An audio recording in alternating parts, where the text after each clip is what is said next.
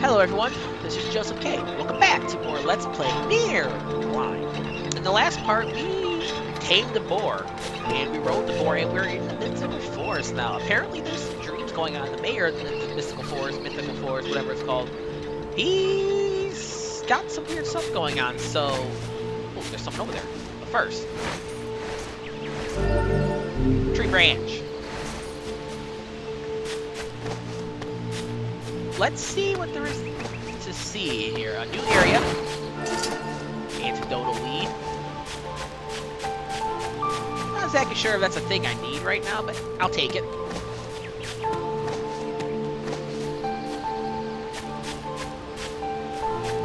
Oh, this looks suspicious, like somewhere we can go later. But let's go talk to this guy over here. I don't see anybody else around, so let's see what he's got to say.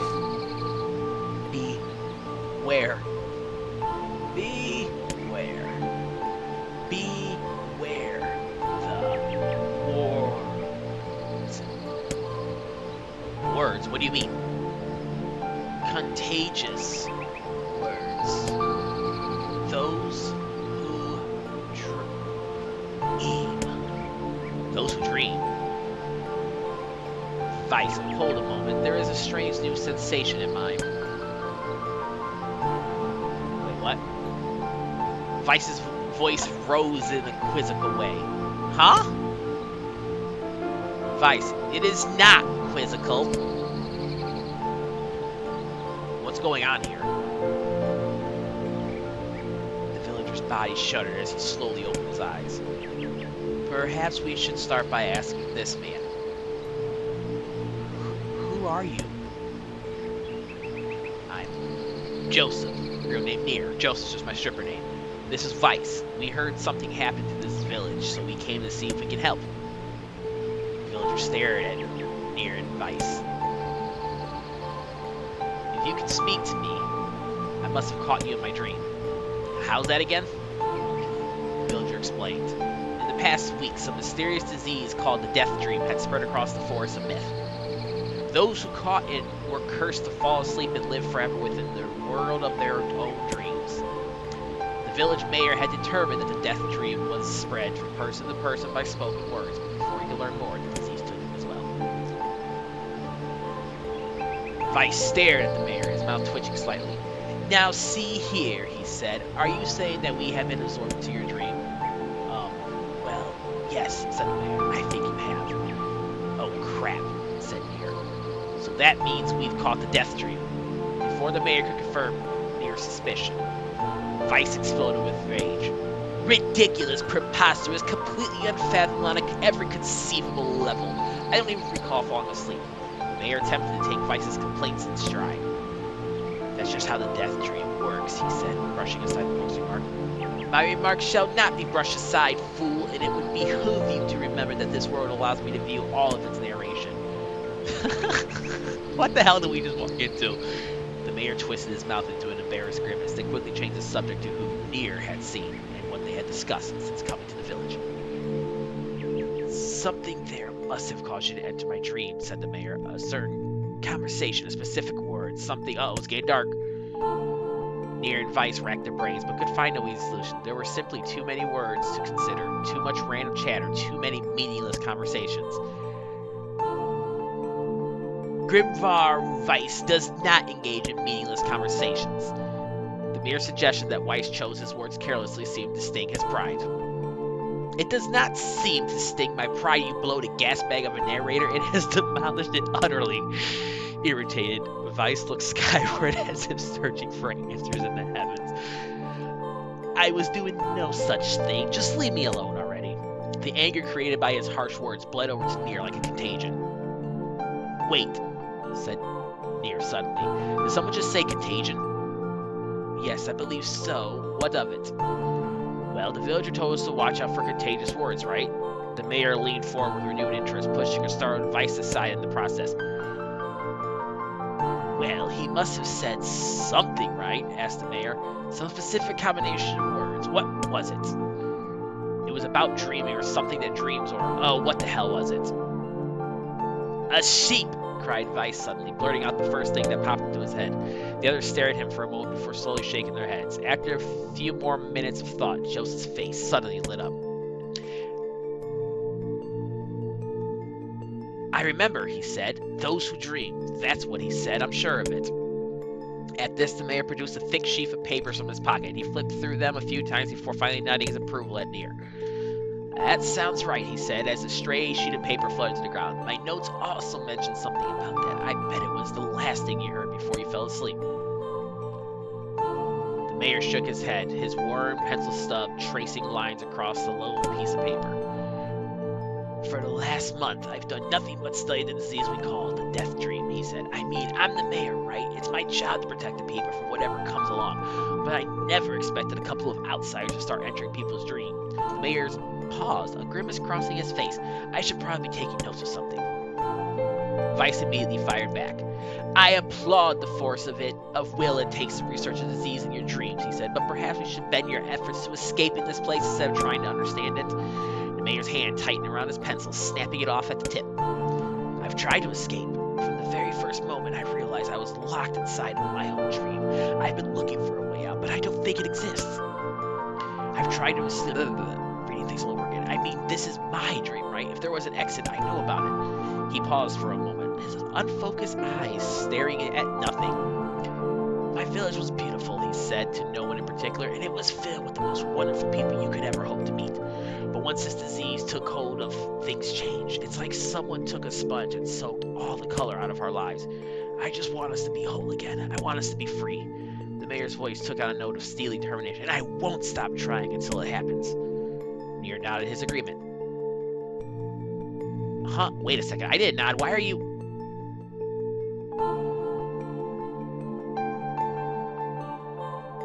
Look, if we can be of any help, said Nier, just ask.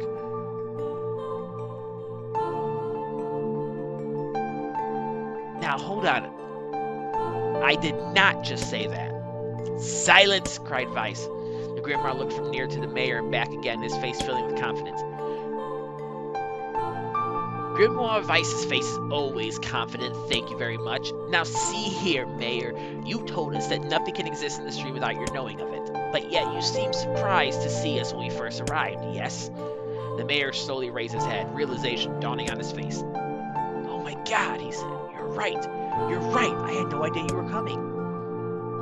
The human imagination is a limitless engine, said Vice, and dreams are the fuel. If you can imagine an exit, then it must be so. With your permission, we shall search it out. Thank you, said the mayor. I don't know how I can repay you. Payment is not required. We are eager as you to be done with this place. The mayor suddenly felt as if he could breathe again. He'd almost forgotten what it was like. Good luck, you two, he called at the departing forms of Nier and Vice. We're all counting on you. As Nier slowly faded into the misty forest, the mayor was struck by a sense of deja vu.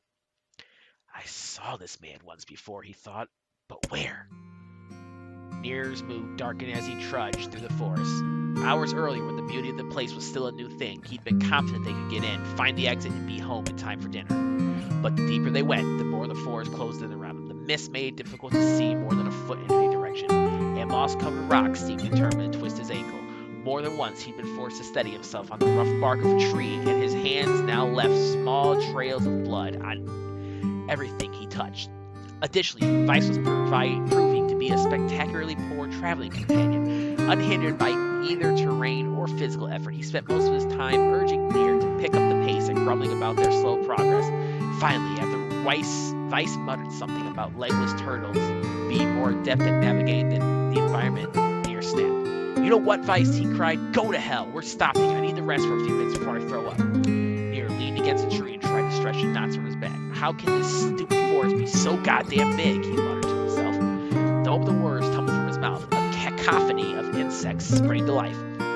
As if infuriated by his lack of respect, every imaginable form of buzz, click, and hiss roared out with a volume that rattled his teeth. Nier slapped his hands over his ears and screamed to be heard, Vice, what the hell is going on? Nier could see Vice's mouth moving, but he might as well have been shouting in a tornado. The insects screamed, the forest howled, and then, just as Nier's ears seemed ready to tear from his head and go running for cover, the sound diminished.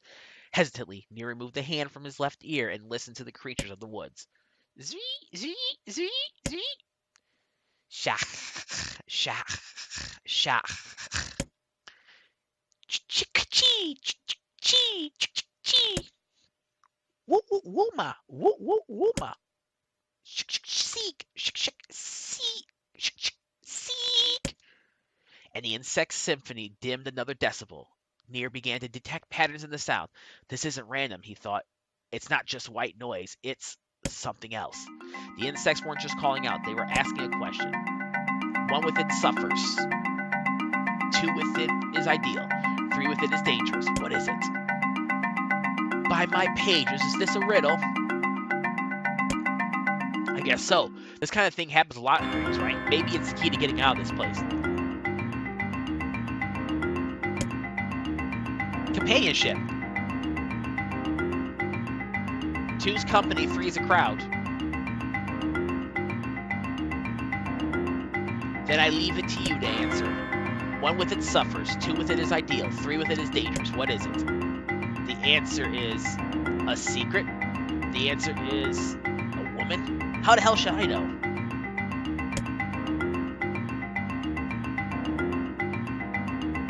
Well, it's a secret, of course. Inwardly furious that Weiss left the task to him, Nier sighed and gave the only answer that made sense. It's a secret. Right? The sound the insect stopped as suddenly as it began. The forest undergrowth parted before Nier like a rippling wave, opening a new path. The forest anthropods are making a road for us, said Weiss with glee. Pleased at passing the test, Nier moved on with new intensity. The path offered his body relief from the undergrowth, but it gave even greater cheer to his mind. As long as they were on a path, their journey had a purpose. I guess the forest has accepted us, huh? Said Nier after a bit. Weiss spun around to face his companion. Do not mistake the will of the forest for some happy pet you can suddenly befriend. We have no idea where this path leads. As Weiss finished speaking, the pair turned a corner and found themselves facing a clear forest spring, smiling. Nier picked up a small rock and sent it skipping across the surface of the water. Good heavens, said Weiss. His surprise was understandable. Each time the rock struck the surface of the water, a musical note rang out. When this rock finally stopped moving and sank to the bottom of the spring, the ripples it left behind came together to form words. I enter through the window, but I break no glass. When night falls, I vanish. What am I? Absurdly easy, barked Weiss. Now answer it. Nier grit his teeth and tried not to reach out and strangle his companion. He's right, after all, this one is pretty easy. I enter through the window, but I break no glass. When night falls, I vanish. What am I? Sunlight. A bird? A letter? Sunlight. Sunlight. A plume of water suddenly burst from the spring. Sunlight filtered through the trees and reflected off the plume, creating a shimmering rainbow that spanned the entire horizon. In all my years, said Weiss softly, I have never seen such a sight. Perhaps I have misunderstood the intentions of this place. Hey, look, cried Nier, awaking Weiss from his daze. There's a house or something over there. Glancing in the direction of his friend's extended hand, Weiss saw a small cottage nestled among the trees. That's weird, isn't it, Weiss? I mean, who would build a house all the way out here? Nier walked over and pounded the door. After a minute of solid banging, the door cracked open and a small man peered out. His body was cloaked from neck to toe in a large black cape, while his face was obscured by mist. Began Nier, but before he could get any further, the cloaked man held a hand up and began speaking. I have 4 legs in the morning and 2 at noon, but I ended the night with 3. What am I? Nier tried to ask the cloaked man who he was and what he was doing there, but he simply repeated the question. If we wish to engage this man in conversation, said Weiss, it seems we must answer his riddle. Yeah, I suppose, said Nier. Well, at least it's an easy one. I have 4 legs in the morning, 2 at noon, but I end the night with 3. What am I? A man. A demon. An angel. I do believe this one's man.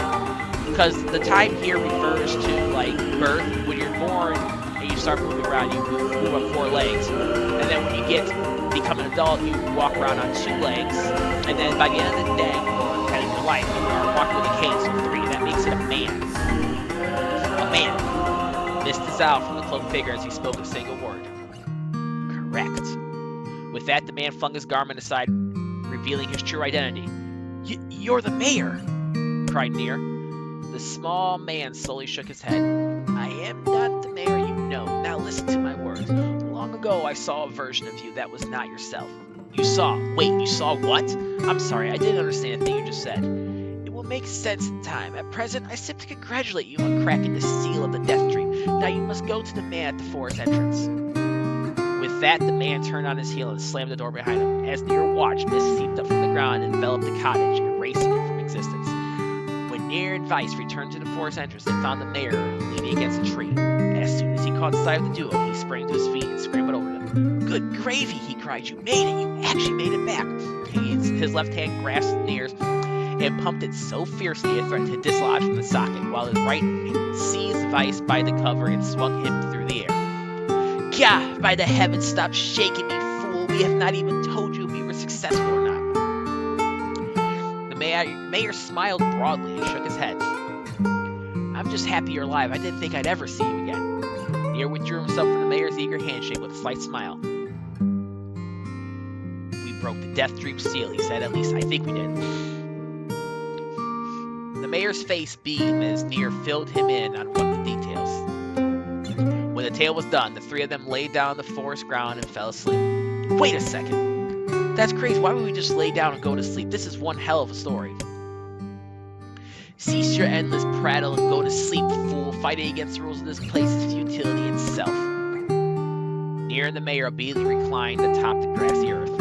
Have you forgotten, continued Weiss, it is words that control the Death Dream, words that allow us to move from place to place. No matter how unnatural they seem, the words are absolute. Therefore, if the words tell us to sleep, then sleep we shall. And once we do, the story will continue. With that, the trio found their eyes growing heavy, their breath slowly. This is the first time, began the mayor, the first time I have felt tired since I was imprisoned here. His words were cut off by a loud, long yawn, and he remembered nothing more.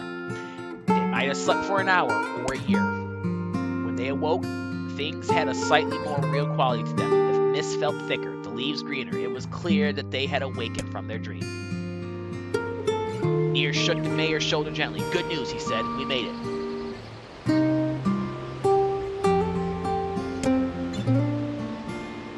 Oh, wow, said the mayor in an awed voice. We did. I'm back, he blinked once, twice, and thought, as though not quite believing that's the sight before him. You two have no idea how much this means. The Death Dream had started to spread through our village, and I wanted to. Well, I thought I could figure out how to stop it, but I guess that wasn't the case. I must have caught the disease and become trapped in my own dream. The mayor started to stand, then collapsed back to the earth. He stared at his legs and tried to remember how they were, then glanced at Nier and shrugged. Without a word, the fighter reached out and pulled the mayor to his feet. Real life may take me to get used to a wry smile across the mayor's lips. You shall relearn in short order, I am sure, said Weiss. For now, you should return to your home and rest. No, said the mayor, swaying on unsafe feet. No, I can't. Some of the villagers are still trapped in Death Dream. I have to save them. The mayor slowly made his way to the divine tree in the center of the village, then bowed his head and prayed silently. This is a holy tree, he explained when the prayer was finished. It's the guardian of our village's history and memories. Superstition will only make our mission harder, muttered Weiss. We should not put our faith in the gods. The mayor shook his head. Not the gods, the words. Legend says that our tree is home to a powerful magic known as a sealed verse. Nier and Weiss could not contain their surprise. It seemed the goal had been found in the most unexpected of places. I say, muttered Weiss, this is certainly a stroke of luck. As the three of them said their goodbyes, Nier mentioned the strange man who had given them the third riddle and the mysterious words had left them with. I once saw a version of you that was not yourself, muttered the mayor. What in the world? Lost in thought, he stared into space for a long moment. You know, he said softly, this is going to sound weird, but I had a feeling I'd seen you before too. Nier tried to keep a straight face and failed, but the mayor didn't seem to notice. Deja vu, right? Anyway, I figure it's just some kind of illusion created by the Death Dream. It probably doesn't mean anything. Nier gave the mayor a nod and a smile, but inwardly his thoughts were racing. There's something wrong about the mayor and his woods. I wish I understood what the hell was going on here. The riddle will prove to be the most difficult one of all. Oh, thank you so much. Now I can finally return to a normal life. This is one of the most bizarre diseases I have ever encountered. I know, that's why I have to help the other villagers no matter what. Obtain a sealed verse, Dark Execution. Some magical spikes from the ground to impale enemies, charged to increase the number of spikes. Ooh. For a sealed verse, that didn't take much effort. Yes, all a touch too easy if you ask me. Oh yeah. It's almost as if someone was guiding us to this village. You think too much, Weiss. Now what?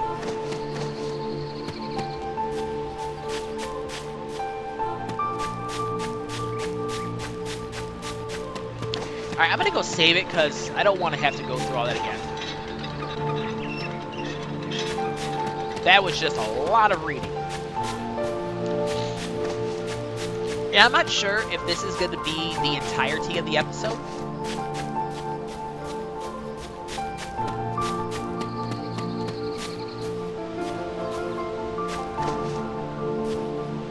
But let's go.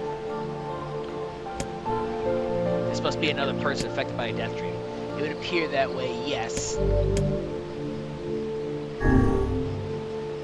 God, please don't tell me we have to go back in there. I'm no good at this mind game crap. I'd rather hit something in the face and be done with it. Perhaps you should spend less time complaining and more time getting on with the mission. Yeah. I breathe air, scented with death, and resist the urge to laugh, for I know it will sound like the words of a madman. How long have I been in this fresh hell? My box, my prison, is tucked under a stairway into long, unused catacombs of some infinite castle. Outside, I hear the sounds of a funeral dirge that seems without end. Light has no place here. Wit is a forgotten friend. I pray for death to come. He forsakes me. Time passes. An eternity slips by in a single tick of the clock. Someone knocks on my prison. Hey, anyone there? I heard an unfamiliar voice say. My savior? I claw at the door of my jail, embedded thick splinters under my ragged nails. I scream for help. I laugh. I sob. Surely this is the product of my addled mind. Surely it cannot be true. Help me, I cry. For the love of all the gods, help me. Impossibly, I hear the sound of a lock being torn out and falling to the floor. As the door slowly creaks open, I have just enough time to see a silvered-haired man in a floating book before the light pours inside. My eyes, accustomed to blackness, explode with pain, and I am forced to turn away. Who are you? I ask, shaking hands, covering my face. How have you come to this place? I am Dreamspell, and this is Nier. Long have we been searching for you. Now come, stand. We shall awaken from this nightmare together. The one known as Nier extends his massive hand and pulls me from the cell. Though my eyes are slow to adjust to freedom, my ears are as keen as ever, and they recognize the staccato sounds of heavy rain. I never thought to hear the rain again, I whisper. Would that it were not such a terrible storm, said Grimoire Weiss. Look at your feet. I force my eyes open and see water pooling around my feet and lapping at my shins. There's so much of it. Yes, and more comes each moment we delay. If we do not make good our escape, we shall all drown in this castle. We know that you are weak, but you are our only hope to survive this place. Time, that long-forgotten friend, made itself known again. I nodded my head and swore to save my rescuers, no matter the cost. The castle catacombs are a maze, twisting upon themselves like the endless trails of a giant. I squint down the dim corridors and see noises.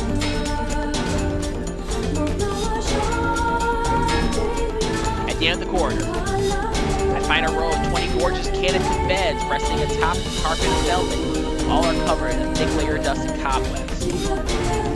Searching for the door to the next room, I come upon a shapeless mass of gray matter that has been shoved against the side of the wall. Despite my fever, I think I see the outlines of the door just beyond. I reach out a finger and touch a piece of the mass. It turns to dust and drifts away on the wind.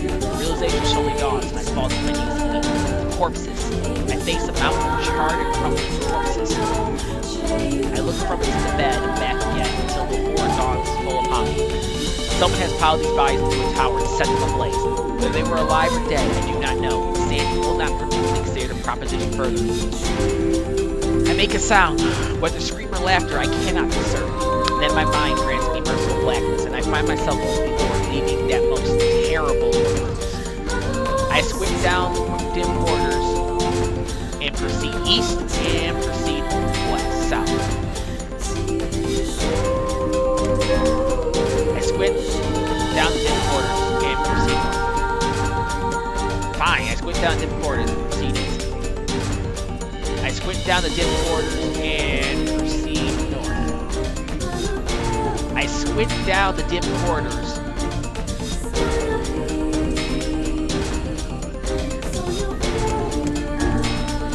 At the end of the path, waters rise to my waist. Exhausted me both physically and spiritually, I pray that this is the way out.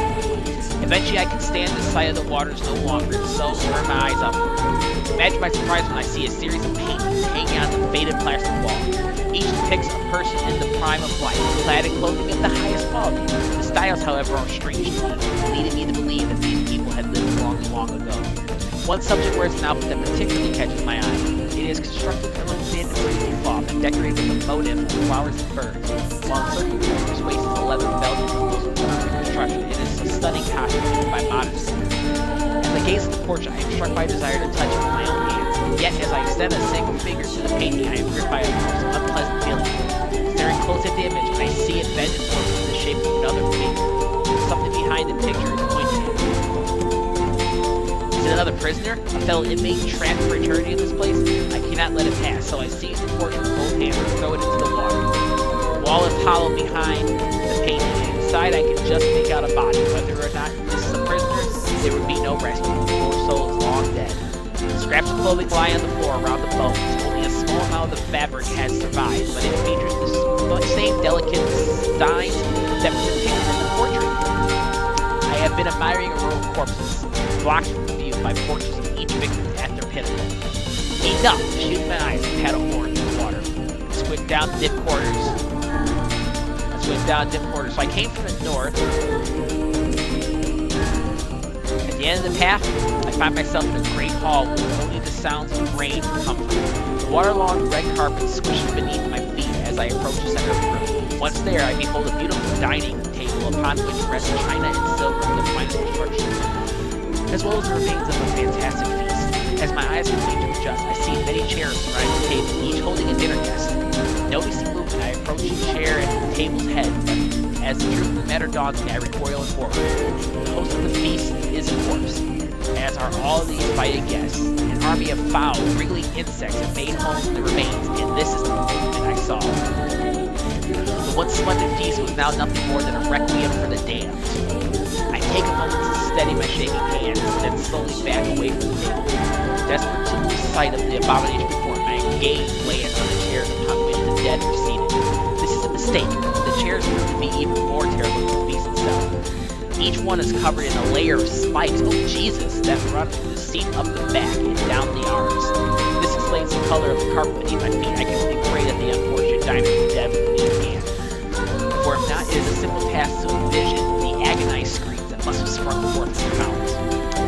My mind grasps frantically at the possibility that these souls had committed some terrible crime for which this was their punishment. To tell the truth, I suspect they had committed no crime at all. There would be no tomorrow for these unfortunates. This was their last supper. I squint down the dim corridors. Now, if I go west, it'll take me back to where I was before. I'm gonna go north. The water has risen to my chin and now laps quickly at my mouth and nose. "You dumb bat!" shouts Nier. He surely desires to say more, but the rest of his insults cut short by the rising water. Grimoire of ice, wet and tattered, floats on the water's surface. It is already too late for him. This wasn't how it was supposed to end. Okay. I fucking hate choose your own story because of this.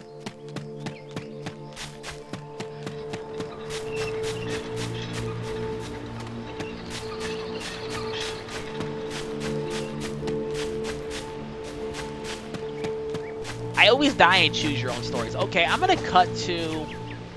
I don't know where I'm gonna cut to, but I'm not rereading all that bullcrap that I just did. So I'll see you guys whenever I get back. Alright, I'm gonna cut back here. I basically sped through all the dialogue. I probably could have left it in there, but it'll cut off probably 30 seconds or so. So we're just gonna proceed west now. At the end of the path, A row of heavy wooden casks lie on their sides in the dark chamber. Doubtless they are filled with wines. My thirst roars to life. I cannot remember the last time my parched throat had relief. I scramble to the first cask and pull frantically at the cork. The theft of a few cups means nothing, I tell myself. The cask will be ruined by the flood regardless. Finally, the cork surrenders to my attack. A thick red liquid bursts forth from the hole. This is no wine. It is blood still warm from the body, whether animal or something else, I cannot say. The foul liquid soon mixes with the rising floodwaters, creating a warmth that laps against my thighs. By all the gods, are the rest of these casks filled with blood as well? I lack the courage to confirm my suspicion. Disgust quickly becomes fear as I turn to flee, but my weakened legs betray me, sending me toppling over into the red ocean below. The smell of death is everywhere, threatens to consume me. I must escape this hell. Crawling on all fours like an animal, holding back screams lest any foulness enter my mouth. I lurch forward through the red waters and out of the freedom. I swing down on deep quarters.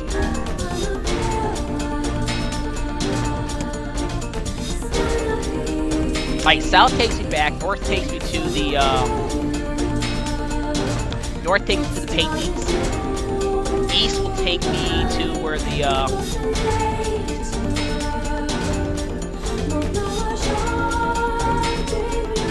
I find myself in a great hall with only the sounds of rain for company. The waterlogged red carpet squishes beneath my feet as I approach another room. What's there? Behold, beautiful. Oh, yeah, okay.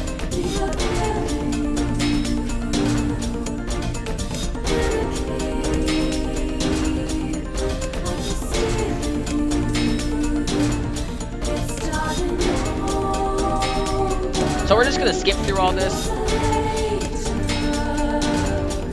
Alright. I think North killed me.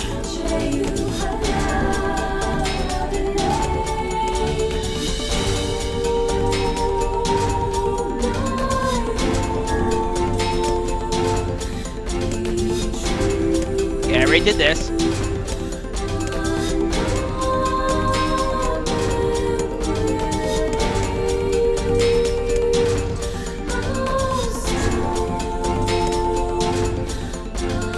Oh, I killed him again.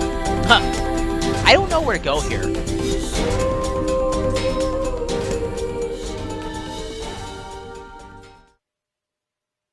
I'm just gonna cut that attempt out.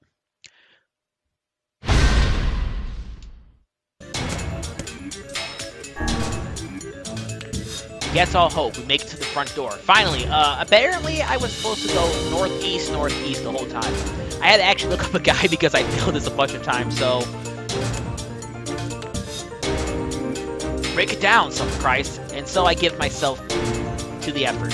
So yeah, I actually did fail this a couple more times because I wasn't quite understanding what was going on. But now I got what I'm supposed to be doing, so we're all good. Alright.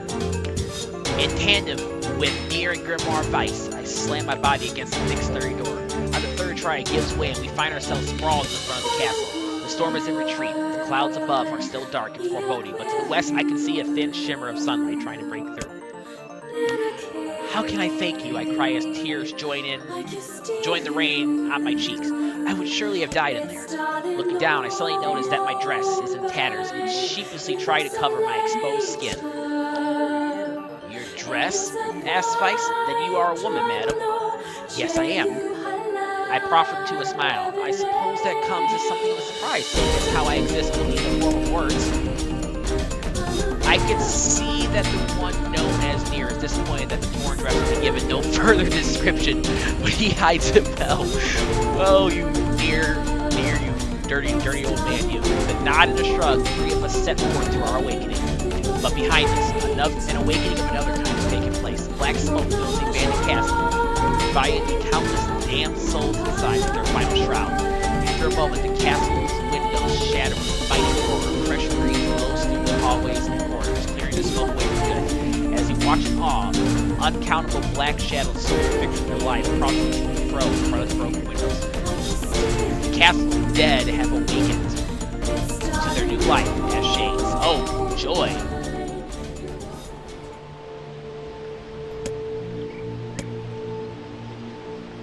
You have anything to say about that? Hopefully there will be no labyrinth next time.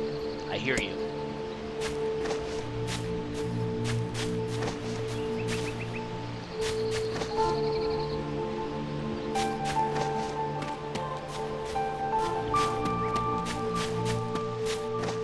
Alright, let's wake this person up. This is going to be a long episode.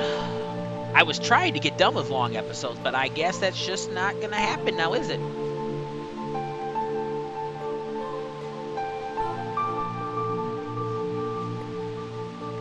Another victim. This work certainly is trying. So, I think this is the last one I have to worry about. I don't know, but I think it is.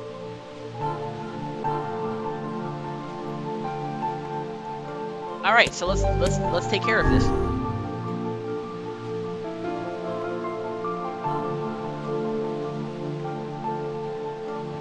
I am surprised, Vice. You're a book. All this word stuff should be right up your alley. Yes, quite. Well, enough chatter. Let's be off. A colony of massive sculptures was visible in the distance, their tall forms scraping against the sky.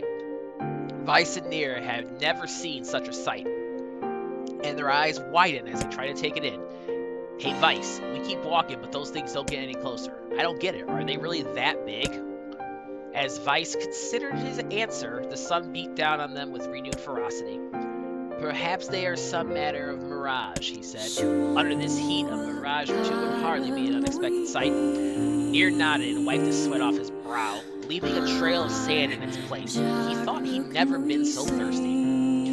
The ancient road on which they walked was black and cracked with age. Here and there, a thin wisp of grass pushed up through the rocky surface, as if defying those who had laid this material down over their home. The heat reflecting from the road made Nier lightheaded. Suddenly, he dropped to his knees and slammed his hand against the black surface.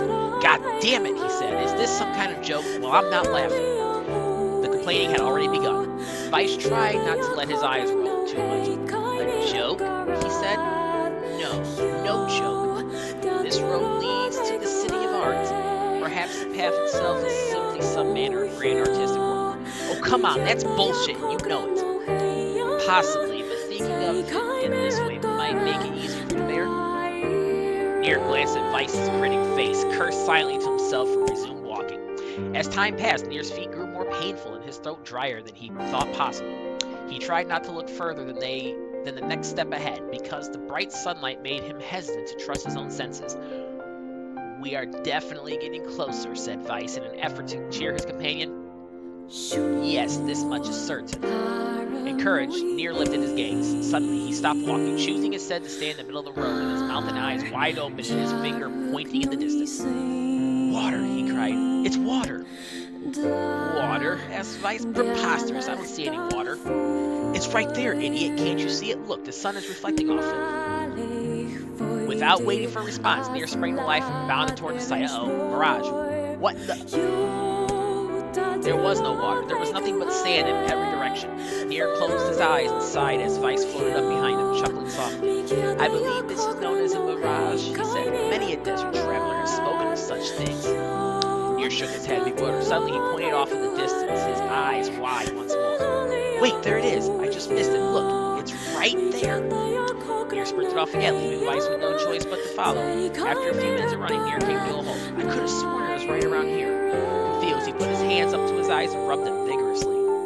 As soon as he stopped, he noticed a blue shimmering pool of clear water just over the next rise.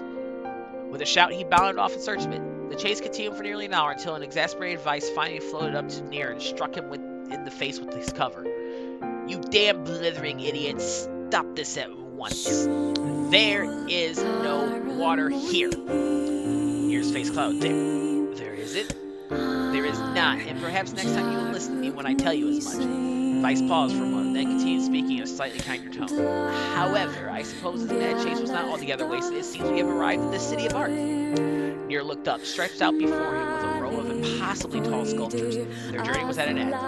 They're huge, cried Nier, completely forgetting the heat and pain of the past few hours. I've never seen anything so big. That's what she said. Each sculpture was formed with roughly the same shape, a tall rectangle that stretched up toward the sky, but that is where the similarities ended.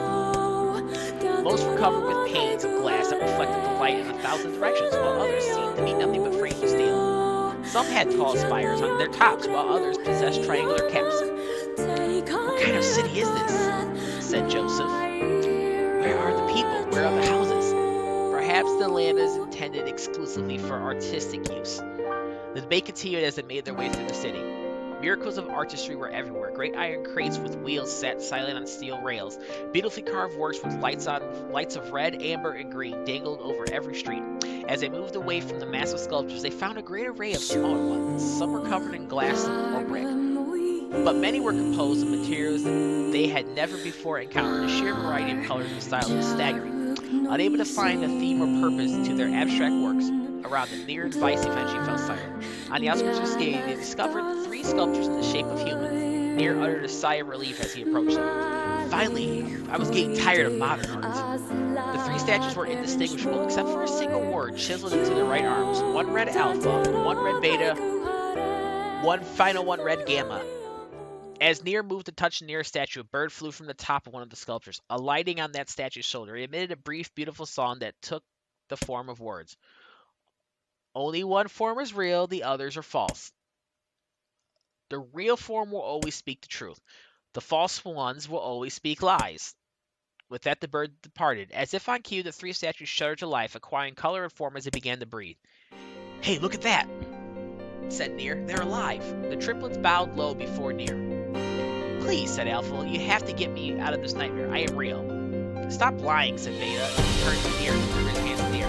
Alpha's a fake, you know it. I'm the real one. What a load of crap, said Gamma. Beta is fake. Everyone knows I'm the real one around here. Their respective pleas given, the 3 statues returned to their frozen state, and silence once again enveloped the city.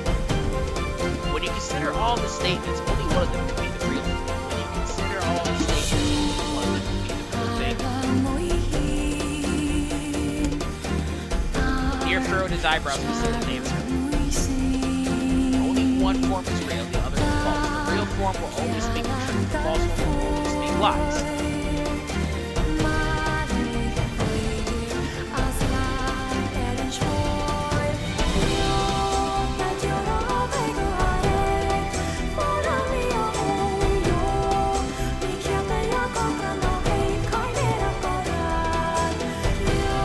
So, if you recall correctly, Alpha came out and said that he was real. But then Beta came and said that Alpha, so Alpha can't be it, so it's between Beta and Gamma. Because Gamma said Beta was fake. It's not Alpha. Because Alpha was the only one that didn't say the other one was fake.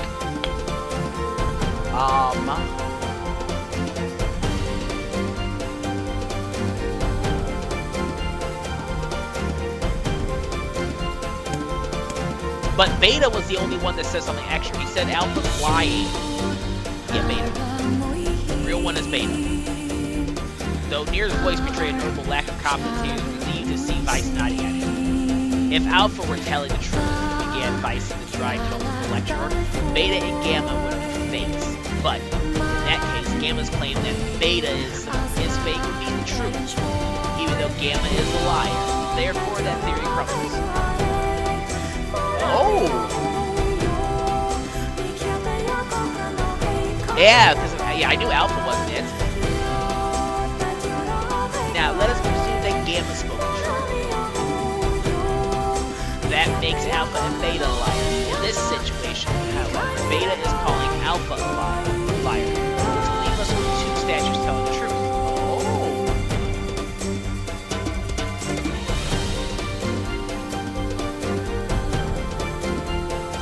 Oh, okay, yeah, so that's how you explain. I did have something similar to this before. Finally, let us assume that Beta is telling the truth. If so, Alpha and Gamma's lies would make sense, therefore Beta must be real. As Vice finished his explanation, Alpha and Gamma crumbled silently to dust, while Beta sprang to life once more. Congratulations, villager, said Vice. Congratulations, villager, said Vice in a cheery voice. The time to awaken has arrived. Thank you for saving me, cried the villager. Roll Spyro. He dropped to his knees and bowed his head as low as it could go before an uncomfortable Nier pulled him to his feet. Why did you have a dream like this? Asked Vice. Have you been to the city before? The villager slowly looked around at the bizarre objects and scuffles that dotted the landscape, then shook his head. I don't think so. I mean, it's impossible, right? There's no way I could have ever been to a place like this, but at the same time, I feel like I've seen it before. Deja vu, muttered Nier. It's just like that damn mayor. The vague sense of unease that struck Nier during the mayor's dream spread once more through his mind. Okay, that was terrible. I am positive I have seen that place before. Stop! I get enough foreboding crap from everyone else in my life. Don't you start too. Okay, there. Now all the villagers can wake up, right? Yes, if the mayor's assumption was correct. I think I have had enough wordplay to last a lifetime, thank you very much. Yeah, I hear you. Well, let's go see the mayor. Next time on Let's Play Nier Blind. So, things are really weird coming here in this area. I don't know what's going on. But our main protagonist seems to think there's something odd about the mayor. You know, I don't blame him. I'm kind of getting a vibe similar to that myself, too. But, so, in the next part, we will go and speak to the mayor. Maybe he can shed some light on what the heck is going on in this place. So, this has been Joseph K. I'd like to thank you all very much for watching. I want y'all to have a great day and keep it real. Later.